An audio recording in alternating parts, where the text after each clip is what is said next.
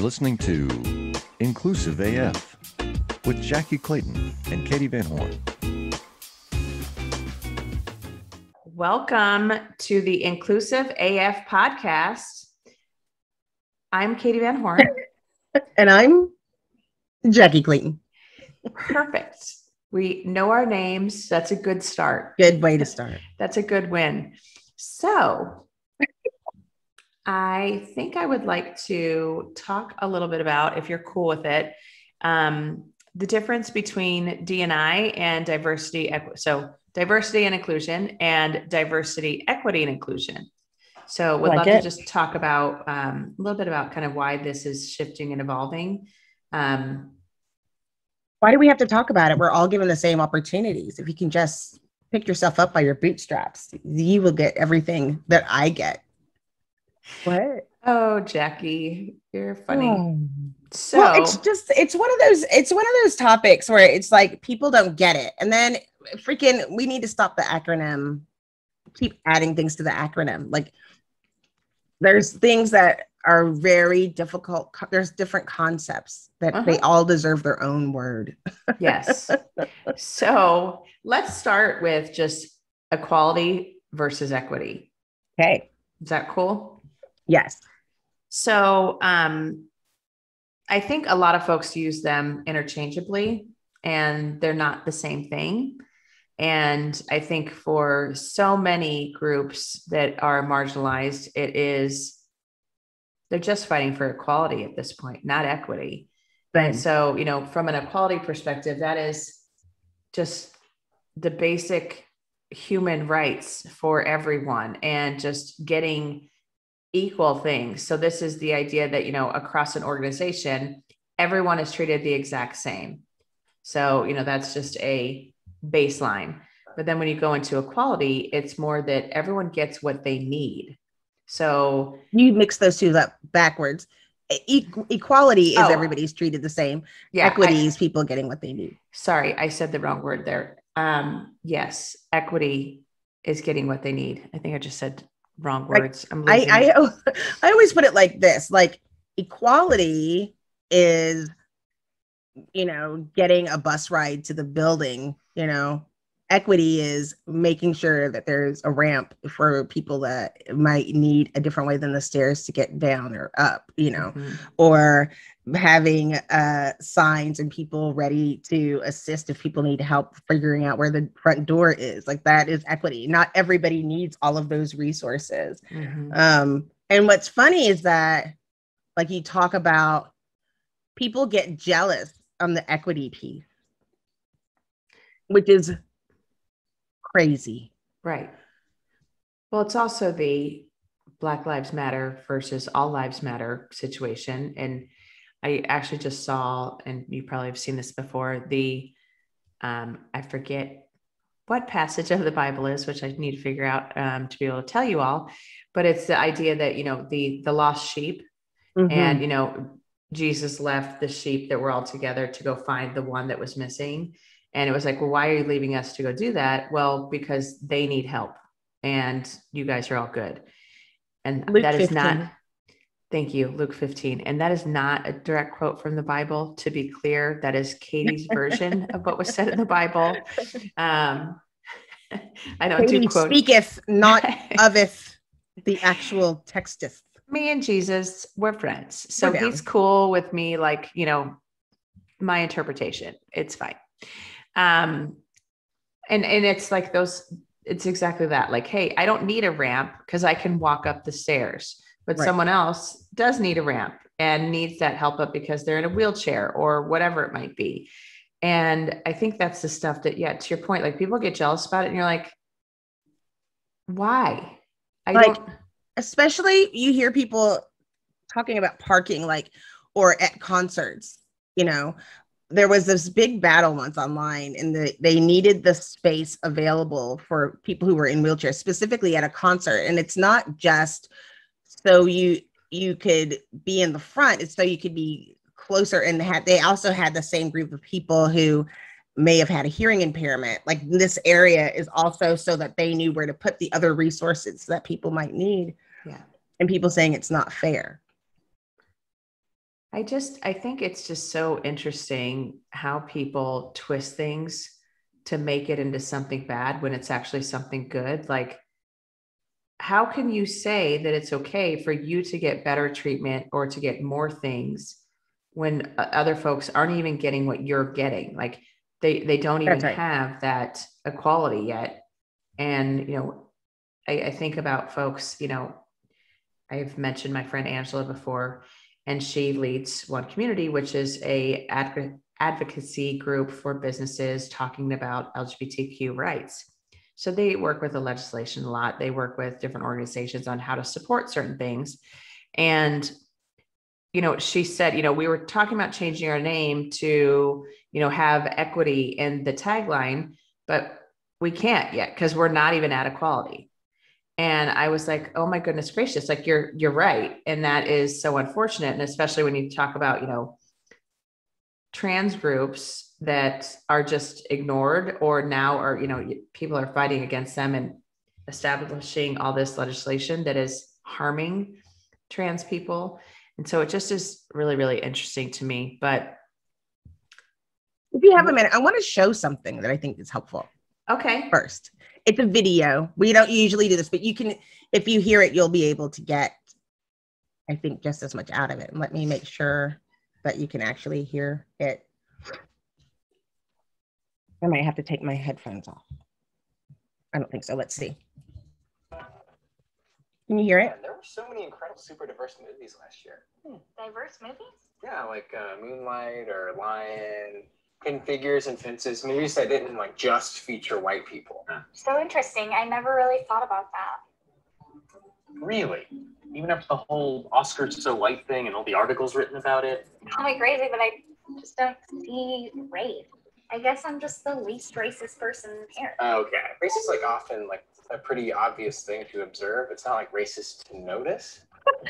I had to laugh. Zach, my goodness. I only see one race. Ugh. The human race. Such bullshit. You're only telling yourself that so you don't have to think about racism or confront your own prejudices. No, I'm not prejudiced, okay? I don't even judge Scrap for being a woman. I'm a man, Katie. You know that. No, honestly, I just guessed. This is gonna sound nuts, but I don't see gender and I don't see sex. I just see people. You don't see how men and women look different? No, I just see shapeless blobs walking around. Okay, and if one of those shapeless blobs were pregnant, you would then know that it was a woman. To me, it could just be a heavy-set man who has a big watermelon stomach. Okay, I just am so committed to equality. I'm just a good person. Unless you're blind, you can tell that people have inherent differences. Oh, I wouldn't know if I was blind or not because I don't see disabilities. I'm not a monster. So if someone were in a wheelchair, you wouldn't be able to see the wheelchair? I have never seen a wheelchair. You've never seen a wheelchair? I don't know what a wheelchair looks like. If someone were in a wheelchair, you would not install a ramp in your building. I would refuse. But what if someone was missing a limb? It's perhaps tucked under their little butt. If someone were deaf? Talk to them as if they could hear. Why are you so proud of yourself? Okay, well, here's a thought. Maybe you don't get it because you have less experience on Earth than I do. Experience? We're all older than you. I'm sorry, but I don't see age. Oh, come on. You're telling me if there was an old woman and a baby, you wouldn't be able to tell which one's older? One of them is called an old woman. It's in the name, Katie. No, because I believe in equality, and I believe everyone is the same age. That's not what equality means. You have two older brothers. Can you at least acknowledge that? Yes, and I believe both women are my same age. Oh, my God. What about your parents? How old were they when they had you? I think they are both ageless and every age at the same time. Jesus Christ, Katie. What else can you see? Pretty much everything.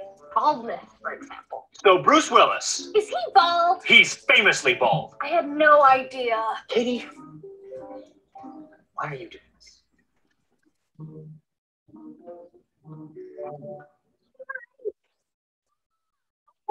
I just want to be able to do and say whatever I want, whenever I want, and I don't want to have to think about the world's problems. Pretty good. I mean, I guess I can understand that. Good way to live. So I love that. I use that in a lot of my presentations because it explains it so well my favorite line being, talk to deaf people as if they could hear. Like, when you put it in terms like this, people understand a little bit more about equity and about how just saying, oh, we're not going to pay attention to it is so you're not helping anyone, and how ridiculous it seems. But people do that internally at work a lot. Absolutely. And I think it is while I wish it was a different group of individuals, because I will say from that video, there are 3 white males and it's a white female. And she's the one that's ignorant to these things. Today. Yeah. For these 3 minutes. Yes.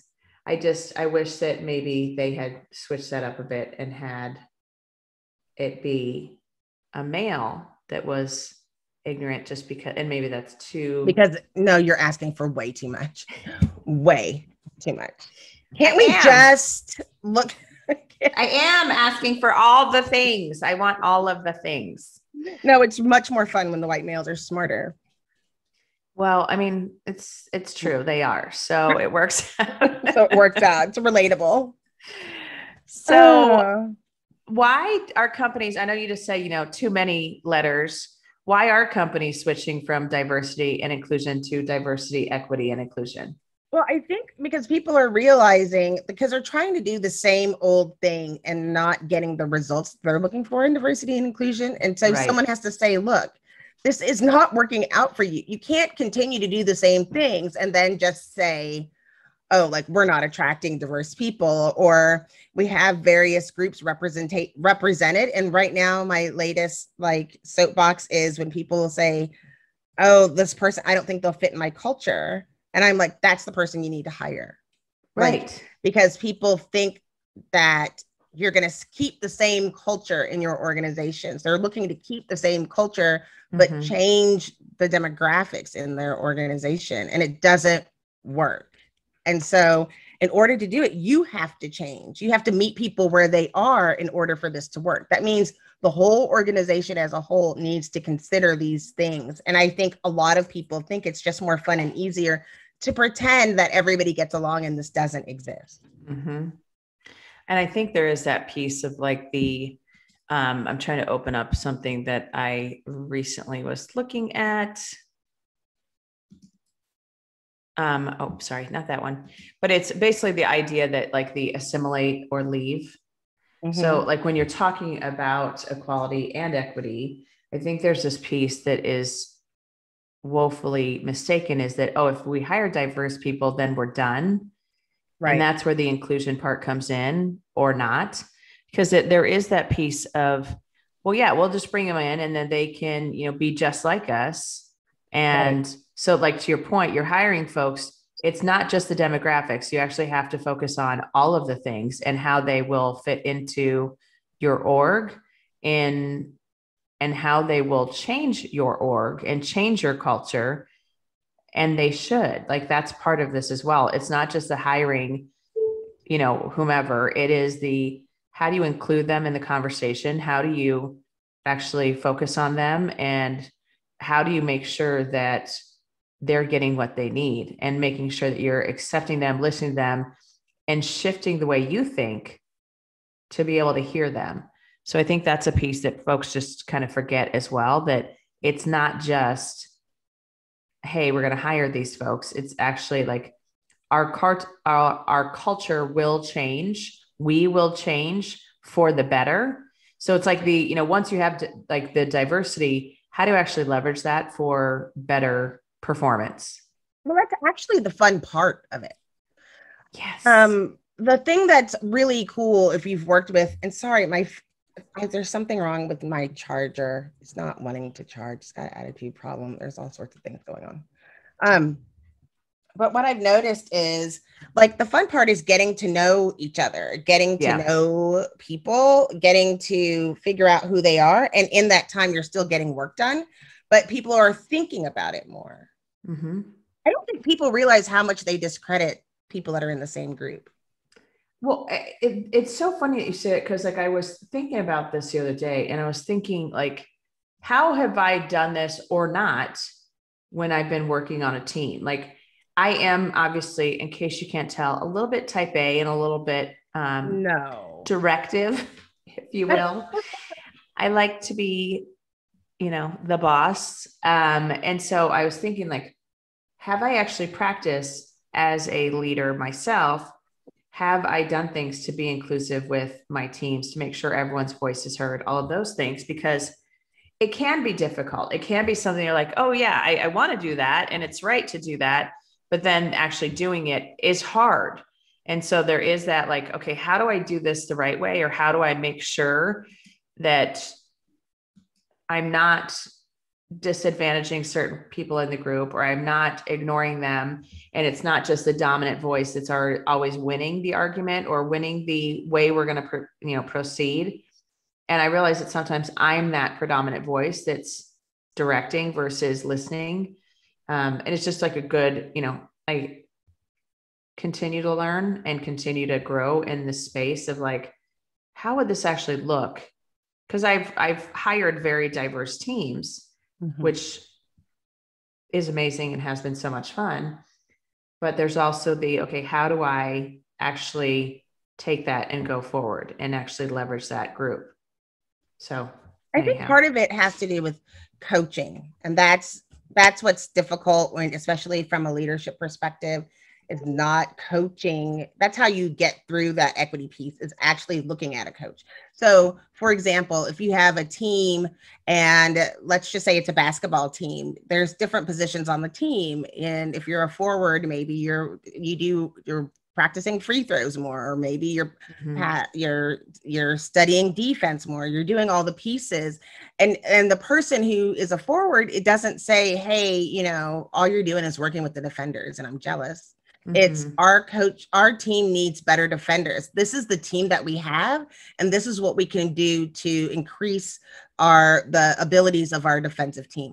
But you have to do that internally. And what often happens is, oh, we're going to fire this person, we're going to get rid of this person because they aren't doing the job that we need. When actually your role as a leader is to coach that person and do the things. And that's where people are like, why are you sending that person to class? It's because you have those skills. We need this person to be up to par, and that's not your job as a coworker to bring that person forward. And so we're going to give them the education that they need to be able, so that we can move this project forward, because we all failed together. And so at first glance, it might seem easier to just replace someone, but you have to keep in mind, it's actually better for the whole team by taking that person, coaching them, giving them the resources, because then people feel safe and they know that if you have that in your spot, then you'll get coached and you'll get the things that you need. And then as a whole organization, then we can all feel thrilled instead of feeling that if we mess up, we're going to get fired. Right. And I think that's the whole concept around like we want folks to make a mistake because that's how we learn. Because I think that's also something that comes up quite a bit in tech. It's like the do it right the first time or else. So like you said, like get fired. And instead going, oh my God, with every mistake, we learn and we can get better. Right. If we choose to actually acknowledge the mistake and take it in and go, why did this happen? Or how could we have done this differently? It's like the, retrospectives for product development, like making sure you're actually thinking about what have we done? What have we fixed this week? And how do we make it even better for next time? So yeah, I think there's a lot to it that is just ignored, unfortunately, but people don't have the journey. Like it is a journey when you hire, especially diversity and inclusion expert. It's to understand that something is, you may not be the expert on that. And so you have to learn, you're trying to learn those behaviors because of the system that's been created that you're like unaware of, because we haven't been here for all of those years to figure out how it got to this place. Right. So you might ignore those things. So it's important to look at with the understanding that I need to learn how to do this better, and that it's not my fault that it didn't turn out this way. Like but we're here now.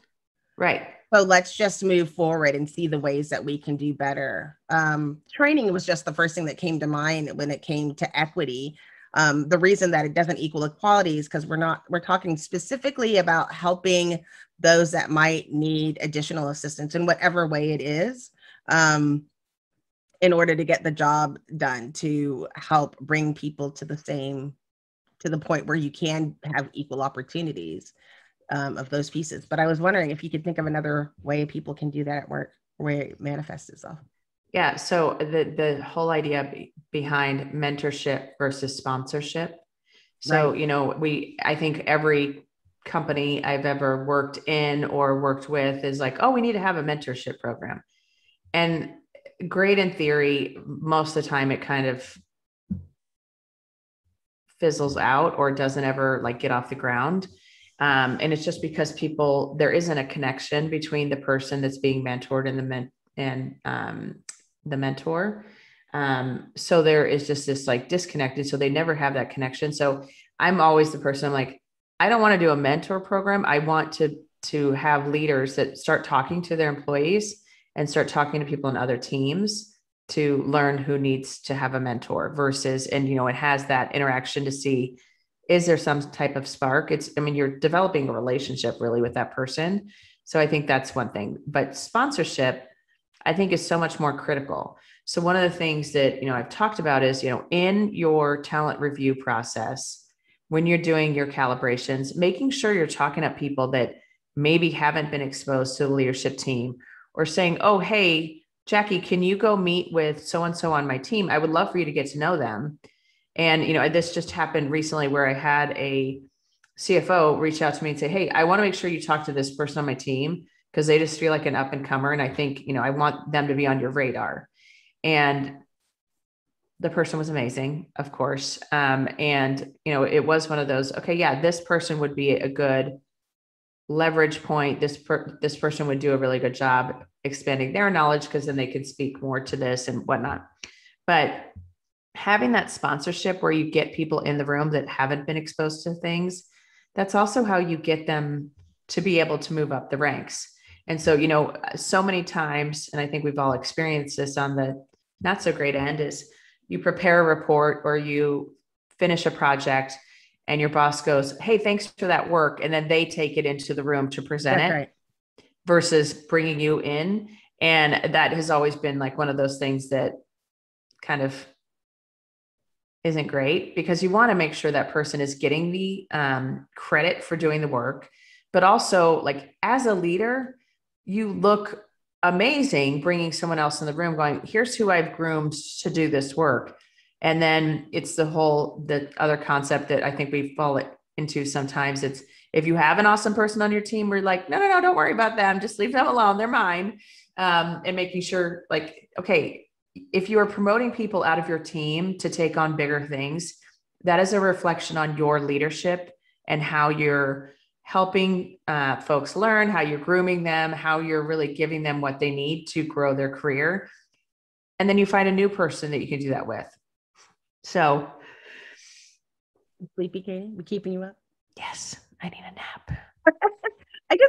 Why do people still do that though? That's what's so annoying. Why do people still, I feel like the other day somebody had been talking about, oh, we're going to do a mentorship program. And I had to stop myself and try to ask more specifically. And I was just like, come on, like, what are you trying to do? Like, why don't y'all know that this, and it's so annoying because you have to take someone around the full journey again. Yeah. And that takes like a year.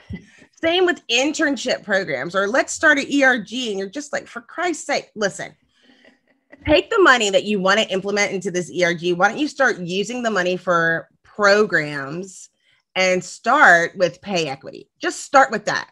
Yeah. Instead of saying, here's $5,000 for an ERG, why don't you just give that in raised fashion for the course of a year to people that are underpaid? Because you will have a greater impact than putting the 5, Boricuas in a room and saying, okay, congratulations, do something.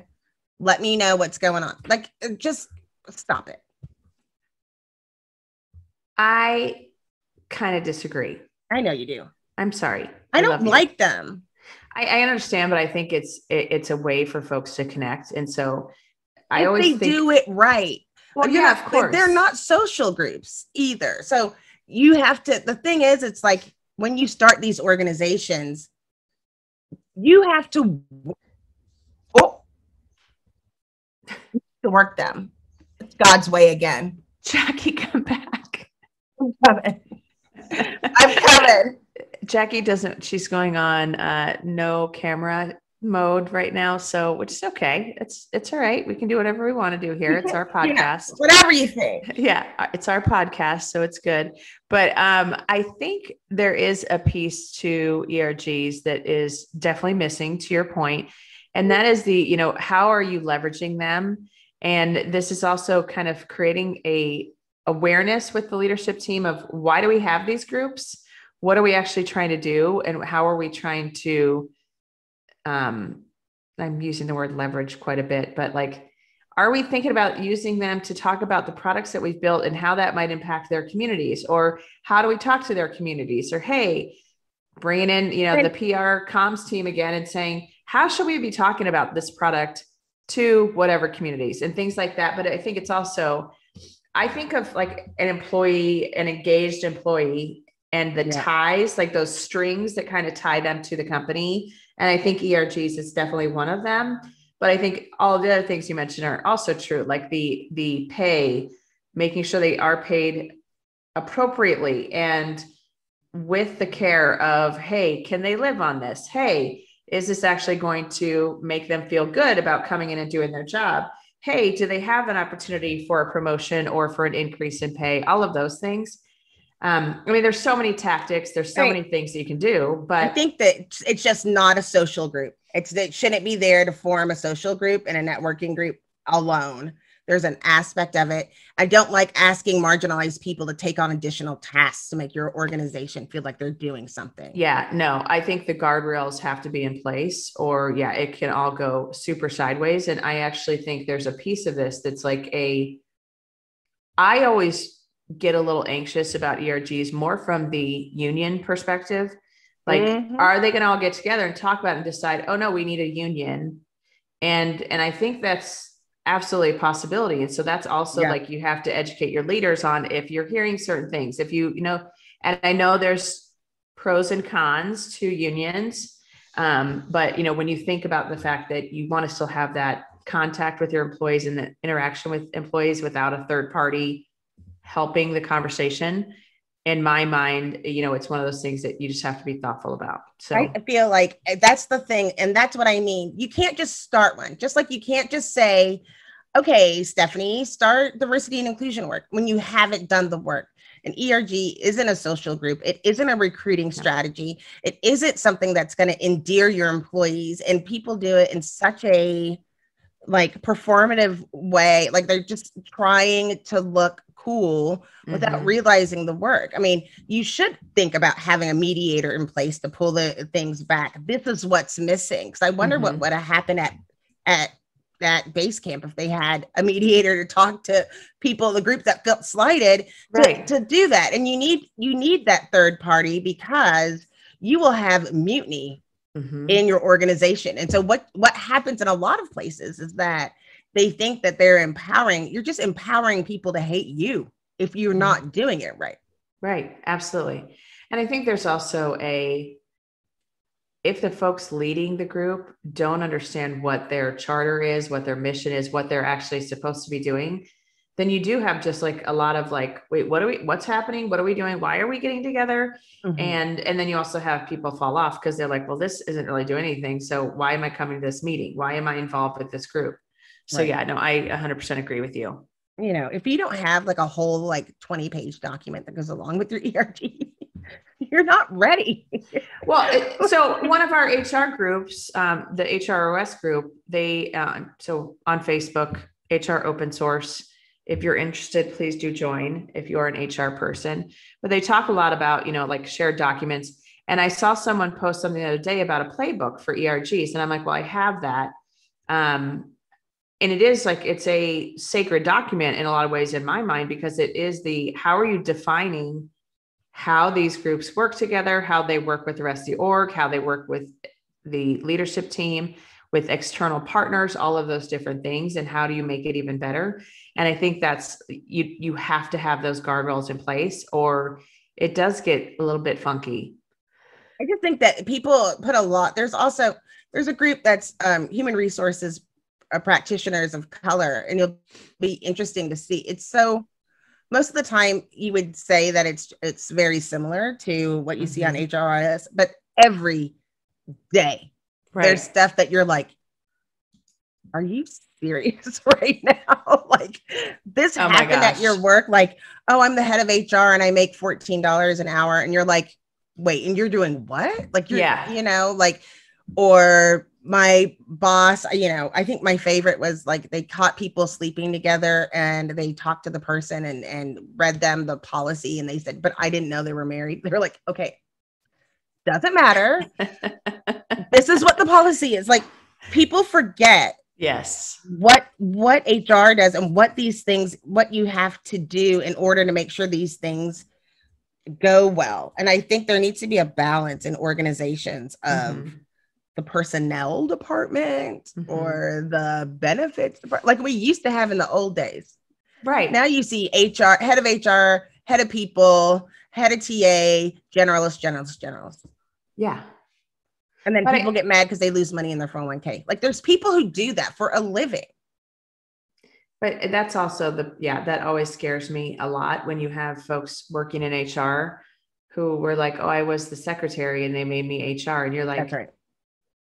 It's kind of similar to, you know, the conversation we had on the last episode of, you can't just be passionate about something and think you're going to be able to do it. Like HR, there's legal things, there's all kinds of, like, that's what always scares me is when they start talking, like I'll talk to recruiting folks and they'll be like, okay, we can track all this stuff and get all this information from people. And I'm like, okay, yes. And how are you protecting that data? How are you keeping that to a very small amount of people or persons?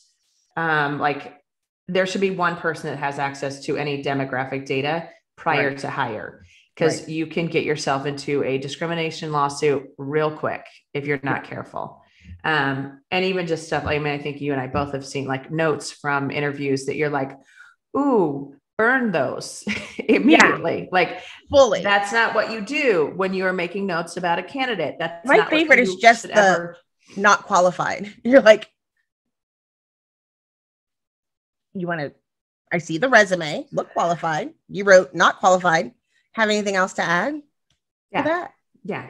And I know I've told leaders, like, keep it bare minimum on notes that are written, of course, again, from a legal perspective, but it's also you also have to actually have a reason to turn someone down, not just oh, I saw their name and I don't think they'll be a good fit. That's right. Not qualified. The end. Right. Because what happens, this is what organizations need to know, because this is what happens. You'll have a job. It'll say 10 plus years of experience, must have a master's degree. And then they find out that somebody's cousin is available and they hire them and they are not qualified. Right. And so it's like, oh, that's all they need to know. That one person, that one hire can take down your whole organization. Right. Well, no, it's so true, like, because I can't make too many confessions here because I might implicate a client or two, but I also like the, hey, I'm going to have my friend or sister or mom come in and speak for our ERG about this topic. And you're like, cool. I'm sure your mom's awesome, but what qualifications does she have to speak the entire organization? What is she going to share? How is she going to share it? All those things. So, yeah. And I'll leave it at that, because I think anything else I might say on that topic might, might get me fired. That's what happens. And then one ERG will be leveraged higher than another one, or there's more members in one group, so they get to do more cool stuff. And the other like, you need a professional. Yeah. To hire. If you think that you're big enough and that there's a lack of representation or voice to the point where you need to artificially create those spaces to try to do that, then it's a reflection of something else going on. Right. It's like my high blood pressure. There's a lot going on there. It's not, the problem isn't It's the high not a blood pressure. standalone. Yeah, it's not a standalone issue. No. And it has nothing to do with the amount of alcohol I drink or food. I'm sure it's something else. I'm positive. Let's discuss that for a minute. I would like you to share all the bad things you do. No, I'm getting depressed already. I can feel my blood pressure rising. Oh, I'm getting agita real bad. My chest. But I mean, it just pisses me off because this is what I found out I didn't know. As I get older, the more things that you learn. And people go through a very similar journey. And then that is interesting because we talking about generational, and that's what's so interesting. It's like the reflection is people saying this is a bad idea and I just don't like my ideas. But you realize, no, you have to go through this. Like a mentorship, I've been there where I think it's a great idea. Tell me how you're going to do it. And let's talk about the different people impacted and influenced. Because I'm more than willing to be wrong, right? Well, more than willing to have the conversation. Yeah. And I think the one part is, and this is what I come back to, and I had this exact conversation with so many people recently, is what is the why? Why are we doing this? Why are we forming ERGs? What is our outcome that we're looking? What's the objective? And I think so many times it is just that, okay, we're just going to try this and see how it goes. And you're like, cool. But if you do that, know that that can have backlash and know that this could end very badly. But so you're so good at giving that part. You say cool. And I'm like, that's stupid. I need to learn how to be more like Katee. Own your own business. It's fun. Oh, you need to keep your client. Got it. Sorry, that was silly, but I do think there is, it's the reason why the why is so important is because I think so many people have the best intentions, but when you start to peel out, like, what are we trying to accomplish with this activity or this thing? And then you hear what they say and you're like, yeah, no, that's the worst idea ever. And we should never, ever do that ever. Wait, okay. So the problem is we're trying to help marginalized people by marginalizing them more. That's not going to work out for anybody. So you don't have a sign language interpreter on campus. And so your answer is to get all of those people who need an interpreter in a room to talk about how they don't have one on campus. I have a better idea. How about we just develop resources for those people? Right. The why. Don't band-aid it because that just goes on forever. Those and the problem just permeate and goes on forever. The other thing, when you were talking, it's funny, you were talking about demographic information. I always talk about how you have to separate all of those things out, all of those things, because they lump them into one like full HR Qualtrics survey. Yep. That's like, how old are you? What is your race? Do you feel heard? What do you want to bring to the company picnic?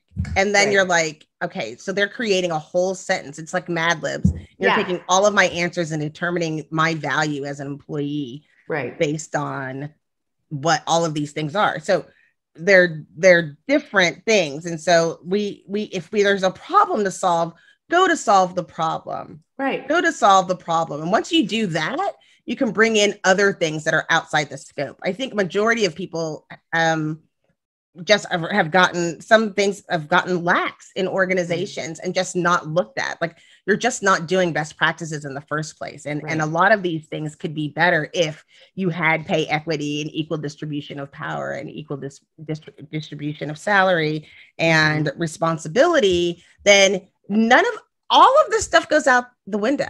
Right.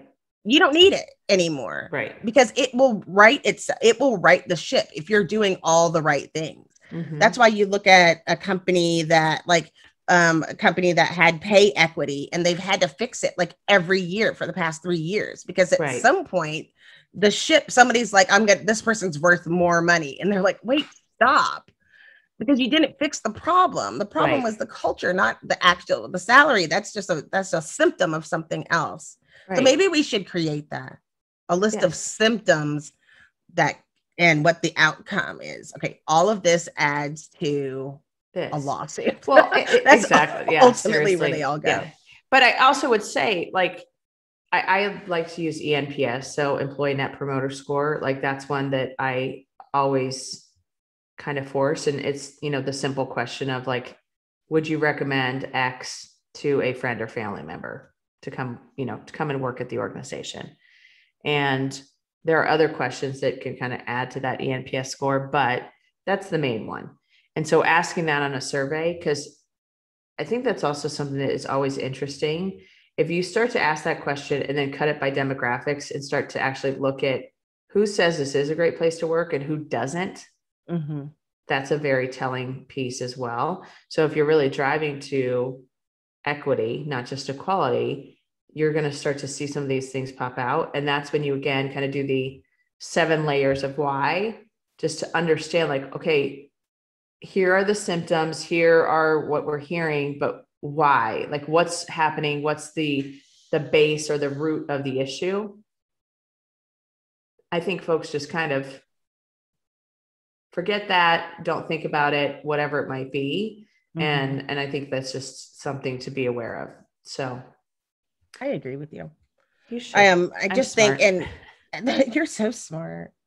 I feel like people, especially now with all of these intentions, are making what I have historically called golf course decisions. Like, this person said that, so then I'm going to do that too because it's working over here, so maybe it'll work here. And it's like, I've been in organizations and they're like, we're going to start an organization to raise Black voices, and it's like, okay, but they all hate you, so do you just want to hear it louder at one time? Is that what you're trying to do? Do you not believe the voices that have been told to you? Like, this is sentiment that, you can get walking down the hall in some of these places. So it's like, what do you think, if that's to better the situation, why don't we just look at the ask? Have you asked people what they need in order to be successful? And let's look at that. Well, I mean, and sometimes, yes, because sometimes it's like the simplest thing is like, I don't know if you've watched Ted Lasso on Apple TV. Did you watch Ted Lasso? No, but somebody else asked me about Ted Lasso. You should, because it's very funny. But it's basically this American football coach who is moved to the UK to coach a soccer team. But he has like really great methods to get there. But one of the things is like, oh, hey, we're going to have a suggestion box, which is kind of unheard of in a locker room, and, someone on there put like, oh, I want the water to be higher pressure in the shower. And it's like, that is such a dumb thing, but you fix that and then you're actually fixed. And then people are like, oh, okay, they are listening. They do care. And so that's even what I talk to folks about, is like, when you're sharing the results of the survey, when you're talking about what you're going to do about it, that's also where you go, we heard you, we listened, we heard you, we listened, we heard, now we're doing something about it. Because I think that's the piece too, that you have to connect the dots for folks to say, this is why we're doing this thing. This is why we're fixing the water pressure. You asked us for higher water pressure. And then they start to trust you a little bit more, which is a good thing, of course. So, all right, my friend. This one is short and sweet. So I like short and sweet. My question to you, when we talk about diversity, equality, equity, inclusion, belonging, what's the one thing you want folks to know, think about, learn from this episode? I think it would go back to what we're saying, where it's meeting people where they are, not giving them what you think they need, right? It's meeting people where they are and keeping your good people, keeping your people, and making your people whole so that they have a chance. I think you will find you would just find so much more happiness at your organization if you do that and take the time to do that. So I would say that is the most important thing. Okay, great. Meet people where they are. Yes, that's great. I think the other one I would say is go Google equity versus equality and look at the images that pop up. And there's a lot of great examples of how to understand the differences between equity and equality. There is. And that's one that I think it's good to know the difference between the two, because I think folks just forget sometimes and use it kind of interchangeably. But then to your point, listen, and then listen some more and go back to listening. If you start to lose your way, go back to what are we hearing from employees? What do they need? And not just what they need surface level, but going deeper. Mm-hmm. And there might be some quick wins you can get, but also think about what is that root cause and keep asking yourself, why? Yep. Don't treat the symptoms. Look Yeah. for the actual place. So that was Jackye Clayton. And that was, did you wiggle your eyebrows at me? And that is Katee Van Horn. Thank you so much for joining us on the Inclusive AF podcast. Signing off on this fine Sunday so I can go sit by the pool now. And Jackye can go eat her donuts. Yes, that's right. I want to work all out the for donuts. We're all winning today. All right. Have a lovely day. Bye.